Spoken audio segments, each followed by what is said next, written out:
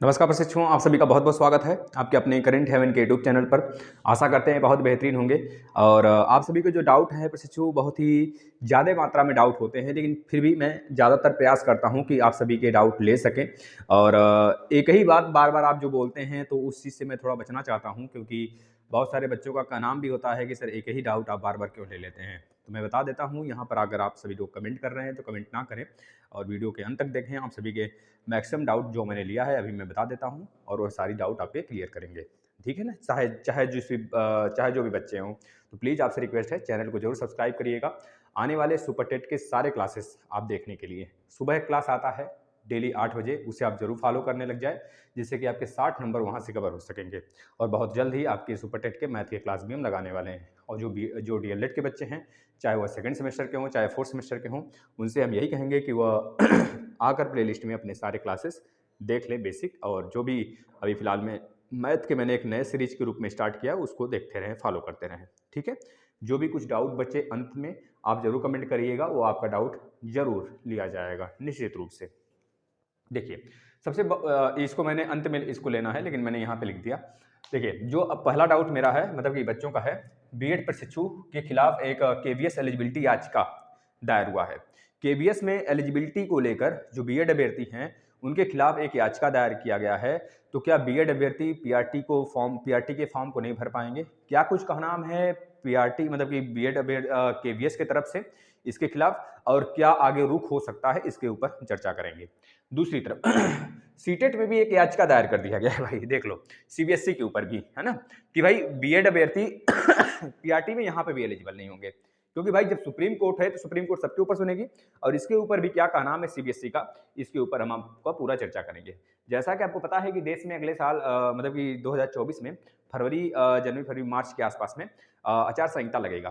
तो क्या कुछ रुख रहेगा, इस सब का इफेक्ट क्या पड़ने वाला है केंद्र सरकार पर, और एक बहुत ही भव्य तरीके से दबाव बनने वाला है केंद्र सरकार के ऊपर, और उस उपलक्ष्य में बहुत सारी चीजें हमें देखने को मिलेंगी। हम आगे देख लेते हैं। टेट एवं सुपर टेट के आरक्षण के मामले पर भी एक याचिका दायर किया गया है। हाल ही में फिर से दायर किया गया याचिका, जिससे कि कुछ अभ्यर्थी घबरा गए हैं, जो कि चयन हुए थे 69,000 वाले में। उनका का नाम है, अगर ये कैंसिल हो जाता है तो हम तो रोड पे आ जाएंगे सीधा का सीधा। तो इस मामले में क्या कुछ कहनाम है, और ये याचिका पहली बार नहीं दायर किया गया है, पहली बार नहीं लाया गया है याचिका इनके एक तरह से 69,000 भर्ती को कैंसिल करने के लिए। अनेकों बार लाया जा चुका है, तो एक बार फिर से आया है, लेकिन इसमें थोड़ा डबल मामला आ चुका है। मैं उस पर चर्चा करूंगा। भर्ती पर क्या होगा इसका असर, भाई जो आने वाली भर्ती होगी इस पे जो भी कुछ इफेक्टिव चीजें इसमें देखने को मिलेंगी हमें, वो पूरा का पूरा इसमें फॉलो होगा। जो 51,000 या फिर 52,000 या फिर 97,000 या फिर 1,26,000 जो भी भर्ती आने वाली है, वो चीजें हमको कहाँ पे देखने को मिलेंगी पूरा। अगर इसमें कुछ ऐसा कुछ बदलाव हुआ 69,000 वाले में, तो हमको पूरा का पूरा मामला इस वाले में भी देखने को मिलेगा। जैसा कि आपको पता है 68,000 भर्ती के बाद तुरंत 69,000 भर्ती आई थी। 69,000 में बहुत काफी चेंजेस देखने को मिले थे। फिर वो सारे विवाद को एक तरह से कह लीजिए कि चीज़ों को अचानक से ला दिया गया था चेंजेस, तो वह चीज़ें एक विवाद का रूप ले ली हैं। उन चीज़ों पर एक तरह से कह लीजिए कि सरकार शिकंजा कसे जा रही है, उधर से अभ्यर्थी कसे जा रहे हैं कि भाई यह चीज़ें किस प्रकार से सारी चीज़ें हो रही हैं। इसका कुछ प्रभाव अगर हमारे आने वाले भर्ती पे पड़ता है, तो वो अभ्यर्थी भी परेशान है कि इसी कारण से भर्ती नहीं आ रही। देखिए, भर्ती इस कारण से नहीं रुकी है कि 69,000 पर आरक्षण का एक तरह से खेला किया गया है सरकार की तरफ से, उत्तर प्रदेश सरकार की तरफ से। इस वजह से भर्ती नहीं रुकी है। वो भर्ती केवल और केवल इस पे डिपेंड करती है कि जो आपका बीएड और डीएलएड का मामला है, अगर वो सुलझ जाता है ना, वो चीज़ें। क्योंकि हमको जहाँ तक सारे बच्चों को एक तरह से अनुमान है, क्योंकि केंद्र में चुनाव है नेक्स्ट ईयर, तो ज़ाहिर-सी बात है बीएड अभ्यर्थियों को निकालेंगे नहीं, और निकालना कोई मकसद भी नहीं होगा। और रह गई बात सुप्रीम कोर्ट के फैसले पर, तो सुप्रीम कोर्ट के फैसले बिल्कुल भी न्याय पक्ष में होते हैं। न्याय के पक्ष में ही होता है, उसका जो आधार होता है एक न्याय ही होता है। हमारे देश के नागरिक हमारे बीएड वाले अभ्यर्थी भी हैं और डीएलएड वाले भी अभ्यर्थी हैं, तो दोनों के न्याय संगत ही चीज़ें रवैया की जाएँगी। अगर आपको ऐसा लगता है कि डीएलएड वाले ही अप्लाई करें पीआरटी को, तो यह चीज़ें बहुत ही मुश्किल हो जाएँगी आज के युग में। क्योंकि आपको आगे जाकर यह देखने को मिलेगा कि बीएड वाला कोर्स ही अलाउ किया जाएगा, डीएलएड वाले कोर्स को बंद कर दिया जाएगा। यह चीज़ें आपके शिक्षा नीति 2020 में भी सारी चीज़ें मेंशन की गई हैं। तो इस आधार को ज़रूर वहाँ पे चीज़ें रखी जाएँगी। तो यह सारे के सारे एक आधार संहित बनेंगे। आधार संहिता के बाद ही आपका निर्णय फैसला जो सुप्रीम कोर्ट सुनाएगी, जो भी चीज़ें आएँगी आगे हम लोग देखेंगे। अभी इस पे चर्चा करते हैं, आज का क्या खास न्यूज़ है। भाई 3 बार बैक वाले, जो 3 बार बैक लगा है, उनके ऊपर क्या कुछ का नाम है, थोड़ा बहुत मैं इसके बारे में बताऊँगा। ऐसे अभ्यर्थी काफ़ी ज़्यादा परेशान है डीएलएड वाले। डीएलएड 2022 का रिजल्ट कब तक आ जाएगा? जो अभी एग्ज़ाम नहीं हुए हैं, एग्ज़ाम 19 तारीख से स्टार्ट हैं और फर्स्ट थर्ड के एग्ज़ाम कब होंगे? फर्स्ट थर्ड वाले बच्चे क्या बैठ पाएँगे सुपर टेट की वैकेंसी में अगर लास्ट सितंबर मतलब कि लास्ट 2023 तक अगर वैकेंसी आती है तो? और रही बात एक बहुत बड़ा चीज़ भाई, स्क्रूटनी का रिजल्ट, आपको जानकर खुशखबरी होगा कि स्क्रूटनी का रिजल्ट बहुत जल्दी आने वाला है। मैं डेट अनाउंसमेंट अभी कर मतलब डेट बताता हूँ अभी। इसके बाद 2021 वाले बच्चे बहुत ज़्यादा परेशान हैं कि सर इस बार सुपर टेट अगर नहीं आया, मतलब इस बार जो सुपर टेट आने वाला है, क्या उसमें हम एलिजिबल हो पाएँगे कि नहीं हो पाएँगे? तो इस बात पे भी हम बहुत एक तरह से मतलब खातिरदार तरीके से आपका चर्चा करने वाले हैं। देखिए, यहाँ पर किसी भी प्रशिक्षु को आहत नहीं किया जाएगा अपनी बातों से। एक चीज़ दिमाग में रख लेना, जो चीज़ें बताई जाएँगी सारे प्रशिक्षुओं के पक्ष में होगा। जैसे कि 2021 के 2-3 बच्चों का कहनाम है, 2-3 क्या बहुत सारे बच्चे ये चीज़ें अपने माइंड में लेकर रखे होंगे कि अगर चीज़ें अगर 2020 में मतलब कि क्यों ये चीज़ें नहीं हुई? 2020 में मतलब कि अगर मतलब कि एडमिशन नहीं लिया गया था, तो हमें भी भर्ती में शामिल होने का मौका दिया जाए। इस तरह से बच्चों का एक तरह से विवाद खड़ा हो रहा है एक रूप से। मेबी ये चीज़ें हमको आगे भी एक तरह से विवादित कर सकती हैं इस भर्ती को। तो चीज़ें अपने अनुसार जो चीज़ें होंगी वह उस पे डिपेंड होगा, वो आधार जो भी एक तरह से ठोस आधार होगा तो उसको भी एक तरह से देखा जाएगा, उसको भी लिया जाएगा। अगर ठोस आधार नहीं हुआ, आपका आधार कमज़ोर हुआ, तो उस चीज़ को फिर से हटा दिया जाएगा। क्योंकि यहाँ पर ठोस आधार की ही मान्यता है। माँग जो की जाएगी ठोस आधार को। अगर आप यह कहते हो कि 2020 में क्यों एडमिशन नहीं लिया गया? तो आप बताओ 2020 में कोई एग्ज़ाम हुआ? ये सब सारे उनके पक्ष से आने लगेंगे जो अगर केंद्र सरकार मतलब राज्य सरकार अपनी वकील खड़ा करेगी तो। अगर आप अपने वकील खड़ा करोगे कि भर्ती थोड़ी लेट आनी चाहिए, तो अपने वकील खड़ा करेंगे इस बात को लेके बताओ कौन-सा एग्ज़ाम हुआ? इस वजह से आपका एडमिशन नहीं हुआ और यह बात बिल्कुल भी गलत है कि आप 2021 वाले बच्चों को देखकर भर्ती निकाली जाएगी। यहाँ तक कि यूपी टेट अगर जो बच्चा नहीं क्वालीफाई है, सीटेट नहीं क्वालीफाई है, तो इनको देखकर थोड़ी भर्ती निकाली जाएगी। भर्ती 4 साल से अटकी हुई है, 4 साल से अभी तक भर्ती नहीं आई, यह बोलते-बोलते कि हर साल आएगा। तो इस बात पे बिल्कुल डिपेंडेंट नहीं है सरकार कि आपके ही कारण भर्ती नहीं आ रही है। 2021 बैच वाला क्लियर जब तक नहीं होगा, यूपी टेट जब तक नहीं दे लेता है, तब तक हम भर्ती नहीं निकालेंगे। इस बात से बिल्कुल भी वह एक तरह से बायकॉट करेगी अपने आप को कि ऐसा कुछ नहीं होने वाला है। यहाँ तक कि तो मैं ये भी कहता हूँ कि 2019 बैच वाले बच्चे जो फोर्थ सेमेस्टर की एग्ज़ाम देने वाले हैं, अगर यह भी चाह लें, अगर यह भर्ती पहले आ जाती है, तो इनको भी बैठने का नहीं मौका मिलेगा। तो इनको एक तरह से मौका मिल सकता है क्योंकि इनके बीच में गैपिंग है, इनके रिजल्ट और भर्ती के बीच में। तो इनको चांस 100% श्योरिटी के साथ मिलेगा, ठीक है ना? ये चीज़ें और 2020 में जो बीएड वाले बच्चे हैं, उनको भी चांस निश्चित रूप से मिलेगा, अगर इस बार सीटेट क्वालीफाई कर लेते हो आप। चलो, देखते हैं शुरू से।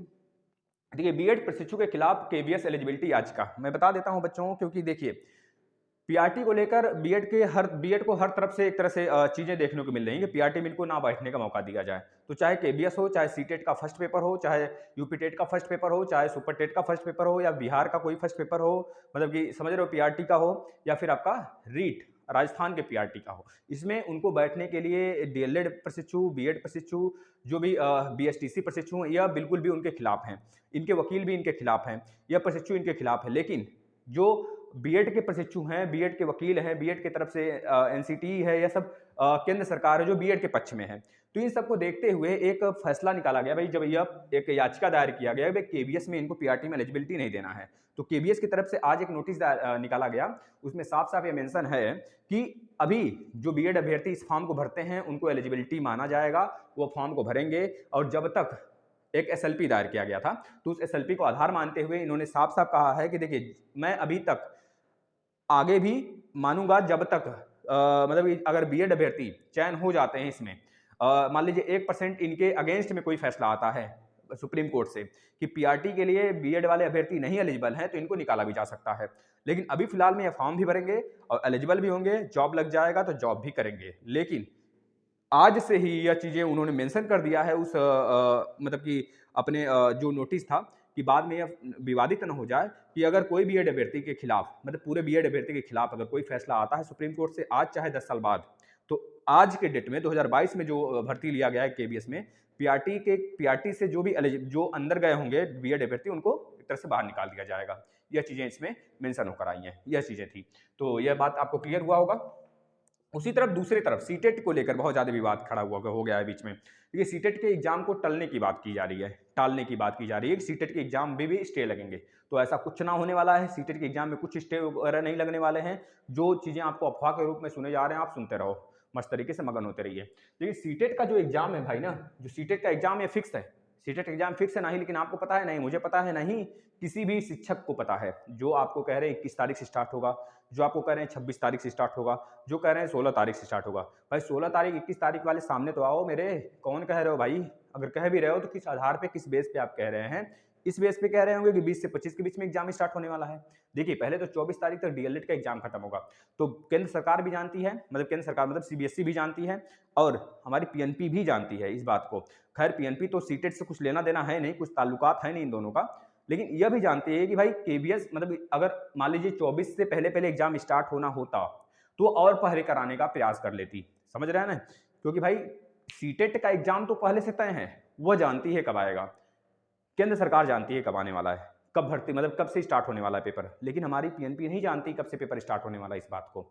आप समझ रहे हैं ना इस चीज को? तो जाहिर सी बात है 24 तक तो डीएलएड का एग्जाम चलेगा। जब भी आपका सीटेट का एग्जाम होगा तो 24 के बाद ही होगा, तय सीमा, निश्चित रूप से ये चीजें मान लीजिए। और रही बात इनके द्वारा जो विवाद मतलब जो याचिका लगाया गया है डीएलएड अभ्यर्थी द्वारा, डीएलएड के अभ्यर्थी वकीलों के पक्ष द्वारा, कि भाई सीटेट के फर्स्ट पेपर में बीएड अभ्यर्थी को न दाखिल किया जाए और इस पर केंद्र सरकार भी रुख उठाए और इनको बाहर करे। लेकिन फिर से एक नोटिस निकालकर कहा गया कि भाई देखिए जो भी अभ्यर्थी हैं, ऐसे अभ्यर्थी बीएड वाले अगर सीटेट के फर्स्ट पेपर को क्वालिफाई कर ले जाते हैं तब तो ठीक है, उनका रिजल्ट भी जारी कर दिया जाएगा, लेकिन वह न्याय संगत होगा, वह एक तरह से आधार होगा, एक तरह से अगेंस्ट में अगर कोई फैसला आ जाता है बीएड के पक्ष में सुप्रीम कोर्ट से कल को, तो उनको 1% भी अगर इनके अगेंस्ट में आता है तो इनको एक तरह से पीआरटी के लिए रोक लगा दिया जाएगा। यह बातें कही गई हैं, यानी कि अभी बीएड वाले बच्चे एलिजिबिलिटी हैं, जो बच्चे भर रहे हैं उन सब लोग एग्जाम देंगे। और रही बात 1% क्या 0% भी मौका, तो मतलब हम तो नहीं कहेंगे अपनी तरफ से, लेकिन जो चीज़ें सामने आती हैं ना, देखिए आपको जानना चाहिए राजनीति वाले क्षेत्र में कुछ ना कुछ तो चीज़ें आनी चाहिए। जैसे कि आज आपने देखा होगा सदन में किस प्रकार से विपक्षी पार्टियों ने पूछा कि भाई कितने रेलवे में कितने वैकेंसी आने वाले हैं, किस प्रकार से उन्होंने कहा कि उत्तर प्रदेश में कितने वैकेंसी, मतलब आप देखे थे पूरा भव्य नज़ारा। अगर नहीं देखे हैं तो प्लीज़ देखिएगा, और वो चीज़ें आपको देखना भी चाहिए, क्योंकि आज के युवा हैं, आज के यंग हैं, तो डायरेक्ट आपको मेरे मुंह से सुनने से अच्छा है कि आप डायरेक्ट वहाँ सदन वाले न्यूज़ देख लेंगे, तो बहुत सारी चीज़ें क्लियर हो जाती है उसी जगह। तो देखिए भर्ती तो बहुत ज़्यादा भयंकर रूप से आने वाली है, तो इस पर कुछ नहीं कहा जा सकता, बस अपना प्रिपेयर बहुत अच्छे तरीके से लगना। देखिए यह तो इतिहास गवाह है, जब जब भी केंद्र सरकार में चुनाव पड़ा है, जब जब भी चुनाव का अवसर आया है केंद्र सरकार में प्रधानमंत्री का, तो उसके 1 साल पहले पहले बहुत बम्पाट रूप में, बहुत भयंकर रूप में सारे फील्ड में हमको भर्तियां देखने को मिल जाती हैं। रेलवे में देखने को 2.5 लाख मिलेंगी, आपको निश्चित रूप से मिलेंगे, इसमें कोई दो राय नहीं है, नई भर्ती देखने को मिलेगी। और यह भी चीज़ें तय हम बता देते हैं आपको, जैसे कि 2018 में आपने देखा था कि सुपर टेट के लिए वैकेंसी निकाली गई थी, सुपर टेट के लिए जो वैकेंसी निकाली गई थी आपको 6 दिसंबर को, और 6 जनवरी तक ले जाकर पेपर करा लिए थे।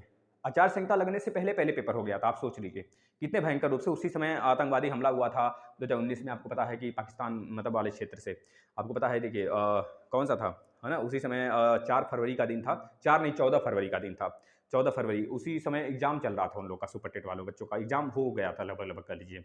तो ये चीज़ें थी सामने।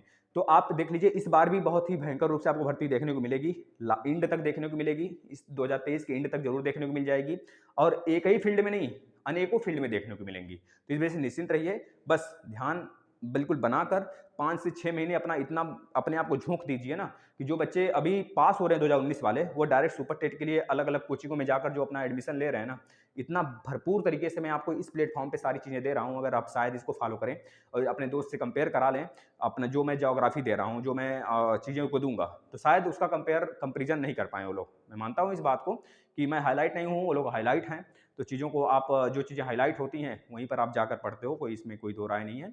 जो बच्चे लेकिन मुझसे पढ़ेंगे वह चीज़ों को जरूर आंकेंगे कि कितना कंपैरिजन करने के बाद क्या चीज़ें डिफरेंस हैं उनके में और मेरे पढ़ाए गए मतलब कि सब्जेक्टों में। हर एक सब्जेक्ट में पढ़ाऊंगा, बहुत जल्द आपके मैथ भी स्टार्ट करने वाला हूँ। चलिए भाई, तो इस तरह से हमने बता दिया इसके बारे में। टेट और सुपर टेट के लिए देखिए, टेट और सुपर टेट के आरक्षण विवाद के लिए जो आपका 69,000 भर्ती हुआ है, उसमें एक आरक्षण विवाद एक नए रूप से दाखिल हो गया, डबल आरक्षण। डबल आरक्षण का मतलब आपको मैं बता देता हूँ, जैसे कि जो बच्चा एक तरह से सुपर टेट में चयन हुआ है, वह एक तरह से कह लीजिए कि जो आपका टेट में है, टेट में आप देखेंगे जो अनारक्षित बच्चे हैं, मतलब कि एससी, एसटी और ओबीसी इन तीनों लोगों को एक तरह से आरक्षण दिया गया है, टेट में भी और सुपर टेट में भी। एक तरह से उनको एक तरह से मानक तय किया गया है, 10%, 27% इस प्रकार से तय है। तो उनको उस पद्धति से 15%, उस पद्धति से उनको आरक्षण दिया गया है। और जो जनरल बच्चा है, यूआर कैटेगरी के बच्चे हैं, हम हो गए, जैसे कि बहुत सारे बच्चे हो गए, तो इन लोग को एक तरह से आरक्षित मतलब आरक्षण नहीं प्रदान किया गया है। तो उसमें तो इनका कहना था भाई इनको डबल आरक्षण देकर आप एक तरह से विवादित बना रहे हो। तो हमारे मतलब कि इनके तरफ से जो इनके वकील हैं यूआर कैटेगरी के बच्चों के, तो इनका कहना है कि भाई देखो, टेट में भी आपने 82 नंबर लेकर वह चीजें अपने आप को आरक्षित किए और उसके बाद सुपर टेट में भी आप आरक्षण ले रहे हो। इस प्रकार से जब यह पक्ष गया यूपी सरकार की तरफ उत्तर प्रदेश में, तो उत्तर प्रदेश की तरफ से जो वकील किए गए हैं उनके तरफ से भी एक तरह से याचिका लगाई गई। मतलब एक तरह से उनके वकील, उनके पक्ष से जो वकील हैं, उनका कहना था भाई देखिए, टेट में जो आरक्षण दिया गया है उसका कोई मतलब नहीं है। अगर आप टेट को सिर्फ पासिंग रखा गया है, जो एससी एसटी यूआर के कैटेगरी हैं, सॉरी एससी एसटी ओबीसी के कैटेगरी के बच्चे हैं, उनको 82 नंबर लाना होगा।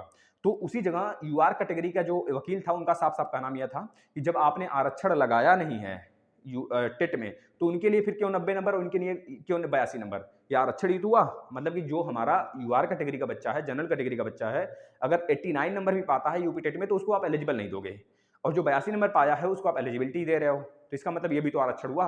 यह कहां से नकारा जा सकता है कि आरक्षण नहीं दिए हो आप? यहाँ पर साफ साफ कहना भी है, तो भाई अब आरक्षण नहीं दे रहे हो तो 89 वाला तो ज्यादा भाई तेज हुआ ना, इसके पास ज्यादा ज्ञान है 82 की अपेक्षा। आप 82 को दे रहे हो और 89 वाले को नहीं दे रहे हो, इसका मतलब क्या है? एक आरक्षण विवादित एरिया तो ही बना भाई। आप मतलब समझ रहे हैं इस बात को? देखिए, जब भीमराव अंबेडकर की बात यहाँ पे उठ गई थी, भीमराव अंबेडकर जब भी आरक्षण का संकल्पना लिए थे, वह चीजें बनाए गए थे, तो यह उसमें साफ साफ मेंशन था उस प्रणाली में कि जब यह आरक्षण मतलब एक तरीके से जो हमारे छोटे एक तरह से कौम के लोगों को, जब एक तरह से बड़े मतलब कि जो एक तरह से जो जनरल कैटेगरी के लोग हैं, उनके कंपेयर में अगर वो आ जाते हैं, उनके लेवल में जब आ जाते हैं, तो ये आरक्षण खत्म हो जाना चाहिए। लेकिन ये आरक्षण एक तरह से राजनीति का हिस्सा बन गया, और ये चीजें शायद हमारे आने वाले भविष्य में एक तरह से परमाणु बम का रूप ले लें, प्रकोप ले लें, क्योंकि यह खत्म नहीं होने वाला ये चीजें। ठीक है ना? अगर खत्म होने का नाम भी अगर किसी प्रधानमंत्री का या मतलब संसद में अगर यह उठा भी खत्म होने वाला चीजें, तो उस समय काफी ज्यादा खून खराबा होगा, बहुत भव्य तरीके से होगा। समझ रहे हैं ना? तो इस चीज को लेकर इन्होंने एक तरह से दाखिला किया था, और चीजें अब उनके पक्ष में हैं। जो चीजें अब आएंगी आगे निर्णय निकलकर, वह आपको देखने को मिलेगा। यानी कि दोनों पक्ष के वकीलों ने अपनी अपनी बातें रखी, और चीजें फिर से उसी मोड़ पर आ चुकी हैं जो चीजें थी। और एक चीज और है, अगर इसमें कुछ चेंजेस आते हैं, मतलब 82 नंबर को लेकर या फिर डबल आरक्षण को लेकर, या फिर कुछ चेंजेस आता है जो कि हमारे इस भर्ती को, जो 69,000 वाला भर्ती, उसमें कुछ एक तरह से नए प्रणाली को ऐड किया जाता है, तो वह प्रणाली हमको आने वाले भर्ती में भी देखने को मिलेगा। यह 100% तय है। ठीक है? भर्ती पर क्या होगा इसका असर, तो वही बता दिया मैंने कि जो इस पे असर होगा, इसमें जो भी इस याचिका को लेकर जो भी चीजें इसमें प्रावधान अलग से की जाएंगी, उसका प्रभाव इस पे भी पड़ेगा, यह तो निश्चित है। ठीक है? इसके बाद देखिए 3 बार बैक वाले, अब हम अपने भाई बहन के ऊपर बात कर लेते हैं थोड़ा सा, जो डीएलएड वाले मेरे भाई परेशान है अभी, है ना? तो देखो 3 बार बैक वाले बच्चे, जो अभी आपको पता है 3 जनवरी को फिर से एक निर्णय आएगा। अब यह कितना ज़्यादा लंबा जाएगा मुझे तो नहीं पता, और ये चीज़ें शायद बहुत ही लंबा एक वक्त ले लें। ठीक है ना? तो 3 बार बैक वाले बच्चे थोड़ा सा इंतजार अब करना ही पड़ेगा, अगर आप चाहते हो कि मैं डीएलएड इसी वाले डीएलएड में क्लियर कर लूँ, फिर से मैं बीएड और डीएलएड ना कर पाऊँ। भाई जायज़ सी बात है, कैसे कोई आदमी कर पाएगा दोबारा, क्योंकि इतने ज़्यादा पैसे लगते हैं, और लगभग बहुत ज़्यादा पैसे भाई लग जाता है। अब तो बीएड में काफ़ी ज़्यादा पैसे लिए जाएंगे, 1 रुपये भी नहीं छोड़ा जाएगा आपका, अगर आप प्राइवेट से जाते हैं तो। चीज़ों को समझ रहे हैं, 1 लाख तो मान के रखिए। तो बहुत ज़्यादा मुश्किल हो जाता है किसी माँ बाप के लिए बच्चे को डीएलएड कराना। फिर उसके बाद फिर से अगर बच्चा फेल हो गया, 3 बार बैक लग गया, बच्चा टीचर बनना चाहता है, तो फिर से उसका बीएड में एडमिशन कराना, बहुत सारी चीज़ें, मतलब बहुत एक तरह से समझ रहे हो ना, बहुत एक तरह से चीज़ें सोचनी दयनीय स्थिति बन जाएगी उनका। फिर समझ रहे हो ना, बच्चे को कैसे करा पाएंगे भाई? ये तो एक मतलब कि एक तरह से ध्यान लगा के बैठे थे कि बच्चा डीएलएड पास हो गया है मेरा, अब आएगा टेट सीटेट क्वालीफाई कर सुपर टेट में बैठेगा, जॉब पाएगा। लेकिन यहाँ पे कुछ और नज़ारा देखने को मिल रहा है। तो इन वाले बच्चों के लिए तो कुछ कहा नहीं जा सकता। जिनके रिजल्ट में स्टे लगा है, वह जो 3 बार बैक वाले बच्चे हैं, किसी भी रूप में हों, जैसे 3 बार बैक वाले अगर ऐसे बच्चे हैं जिनका 3 बार बैक जो बच्चे एग्जाम दे लिए उनका क्लियर हो चुका है, केवल चौथे सेमेस्टर के एग्जाम बाकी हैं, तो उनका एग्जाम कराने को लेकर हो, चाहे अभी जो बच्चे प्रत्यावेदन नहीं दिए उनका प्रत्यावेदन जमा करने को लेकर हो, ऐसे बच्चे जिनका प्रत्यावेदन जमा था, एडमिट कार्ड का अनाउंसमेंट हो गया, ऐसे बच्चे भी हों, या फिर जो बच्चे एक तरह से वह लगाए हों, क्या नाम है, स्कूटनी का फॉर्म डाले होंगे, स्कूटनी में क्लियर हो जाता है, तो ऐसे बच्चे भी। तो ये सब के सब इसी कैटेगरी में आ जाएंगे। उनका एडमिट कार्ड, उनका एग्जामिनेशन फीस, सब कुछ एक तरह से रोका जाएगा। एडमिट कार्ड तो ऐसे ही नहीं आएगा क्योंकि उनका रिजल्ट पे स्टे लगा है। जब तक उधर सारी चीज़ें नहीं सही होती उनके स्टे पर, मतलब कि एक नए रूप से कानून नहीं इंट्रोड्यूस कर दिया जाता है बनाकर कि भाई हाँ ऐसे बच्चों को भी एग्जाम कराना चाहिए। देखिए भाई हमारे बच्चे हैं, हमारा देश है, तो जाहिर सी बात है सुप्रीम कोर्ट या फिर हाई कोर्ट ही हो, हाई कोर्ट पे गया है तो हाई कोर्ट को यह सोचना चाहिए कि भाई देखिए हमारे बच्चों के साथ गलत नहीं होना चाहिए यार। मेरे समझ से तो इनको एक मौका देना चाहिए जो भी चीज़ें हों, क्योंकि भाई देखिए यह हमारे ही लोग हैं, तो हमारे लोग हैं तो क्यों इनके साथ मैं बुरा करूँ। चाहे जो भी चीज़ें हों, चाहे वह एससीईआरटी बचना चाहती हो इन चीज़ों से, चाहे पीएनपी बचना चाहती हो, इन दोनों को अगर एक आड़े रख दिया जाए तो इन दोनों के पास अगर आप जाओगे अब तो उनका कहना होगा कि मैं जो है कि पूरा का पूरा डिपेंडेंट हूँ हाई कोर्ट के फैसले के ऊपर। तो जाहिर सी बात है हाई कोर्ट को ये चीज़ें सोचना चाहिए क्योंकि अपने बच्चे हैं, थोड़ा सा इनको मतलब कि ज़रूर एक मौका देना चाहिए। अगर एक बार मौका देने से अगर इनकी ज़िंदगी बन जाती है तो मैं तो कहूँगा इनको ज़रूर एक मौका देना चाहिए निश्चित रूप से। अब आगे जो भी इनका फैसला है। डीएलएड 2022 के रिजल्ट मैंने बताया ज़्यादा से ज़्यादा लेट होगा तो अप्रैल तक जाएगा और ये वाले बच्चे एलिजिबल होंगे निश्चित रूप से। और फर्स्ट और थर्ड वाले बच्चे को कुछ नहीं कहा जा सकता क्योंकि लास्ट अगर इनका एग्ज़ाम जैसे इस बार हो रहा है दिसंबर में, अगर तब भी कुछ दुविधाएं के कारण इनका एग्ज़ाम अगर दिसंबर में गया, समझ सकते हो ना, दिसंबर में गया अगर फर्स्ट और थर्ड वाले बच्चों का, वैसे जाएगा नहीं क्योंकि जाहिर सी बात है अगर इनका अप्रैल में निकल जाता है तो लगभग 3 महीने बाद जनवरी फरवरी मार्च अप्रैल मई जून जुलाई जून उन तक आपके एग्जाम करा लिए जाएंगे। जून वगैरह तक, जून के पहले पहले आपके एग्जाम हो सकते हैं, एग्जाम हो जाएंगे, मतलब मे बी आप बैठ पाओगे बच्चों। ये चीज़ें थी, मतलब कि एक तरह से रेड अलर्ट में रहोगे। भर्ती आ गई, अगर भर्ती एक दिन मतलब पहले आ जाती है और आपका रिजल्ट एक दिन बाद आता है तब भी दुविधा होगा और आपके आँख पूरे भर आएंगे भाई उस समय। लेकिन कोई भी दिक्कत नहीं है, आप अपने पढ़ाई में पहले लगन से लगे रहिए, जो चीज़ें सामने आएंगी उसको फेस किया जाएगा। ठीक है, स्क्रूटनी के रिजल्ट के ऊपर बात कर लेते हैं। देखिए एक न्यूज़ निकल के आ रहा है स्क्रूटनी का रिजल्ट 15 दिसंबर तक आ सकता है, तो यह ठोस कितना है मैं तो नहीं जानता, लेकिन अगर 15 दिसंबर तक आ जाता है तो बहुत बढ़िया है। अगर 15 दिसंबर तक नहीं आता है तो इतना मान के चलें एग्जाम डेट 19 तारीख से अगर स्टार्ट है तो 19 तारीख को मान लीजिए सेकंड सेमेस्टर का पहला पेपर है, तो पहले पेपर में अगर किसी ने एक तरह से अपना स्क्रूटनी का फॉर्म डाला हुआ है तो पहले पेपर का जो उनका स्क्रूटनी का रिजल्ट है उसके एक दिन पहले तक निश्चित रूप से आ जाने वाला है। अगर 15 दिसंबर को नहीं आता है तो, या कोई ऑफिशियल नोटिस नहीं 15 दिसंबर, लेकिन कहीं से निकल कर आ रहा है न्यूज़ तो मैं बता देता हूँ भाई। और रही बात 2021 स्टेट में शामिल होगा कि नहीं, देखिए ये फैसला आप नहीं लेंगे, ना ही हम लेंगे, ना ही कोई अपर सचिव ले सकता है, कोई प्राचार्य ले सकते हैं इस चीज़ को। बस केंद्र सरकार के मेन मुद्दे जो होंगे, अब सॉरी राज्य सरकार के जो मेन मुद्दे होंगे वो शासन आदेश पर जारी होता है, तो शासन लेगा इसके ऊपर मतलब ये पूरा का पूरा फैसला।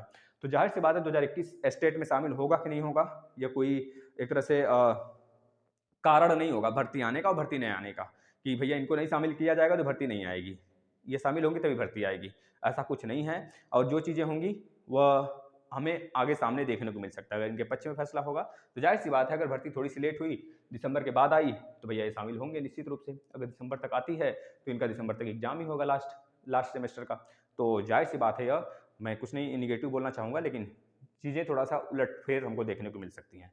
धन्यवाद। अगर आपको वीडियो समझ में आया हो तो जरूर शेयर करिएगा ज़्यादा से ज़्यादा बच्चों को, और जो चीज़ें आपके मन में डाउट हों तो उस चीज़ को नीचे भी कमेंट कर सकते हैं आप। नमस्कार।